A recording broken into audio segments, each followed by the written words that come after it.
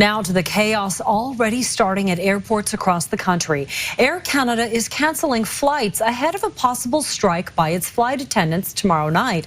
Both sides are still very far apart, and so far the federal government is staying out of it. CTV's Dimitra Maragos is live at YVR.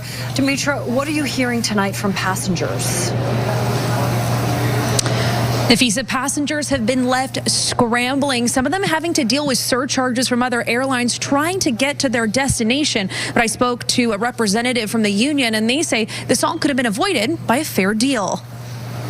Protesters picketing in Toronto over what CUPE says is flight attendants' unpaid work. We are extremely disappointed by CUPE's decision, which threatens to disrupt the travel plans of more than 130,000 customers a day. One of those 130,000 customers is Delila. A lot of inconvenience. I had to buy another flight. Who's on her way to her son's wedding in Calgary. And this flight inconvenience comes at a cost. So everybody's spending double now and more expensive. And she says she's tried to reach out to the airline. No one can reach Air Canada. Please don't look at the flight attendants.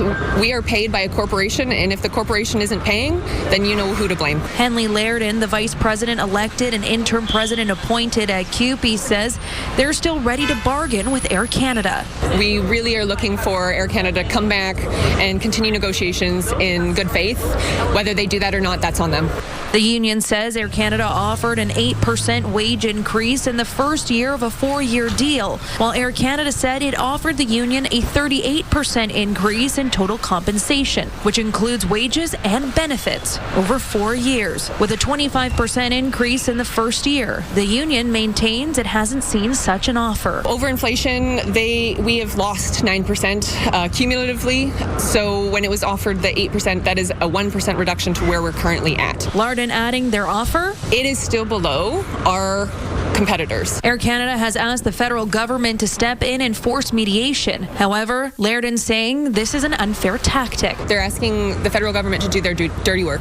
But for passengers like Delila, she says she's trying to stay positive. There are people who have more unfortunate circumstances than flight issues. Now, the union has until 9 a.m. tomorrow to respond to Air Canada's request to the job minister to send the two parties to binding arbitration. Nafisa? Thank you, Dimitra.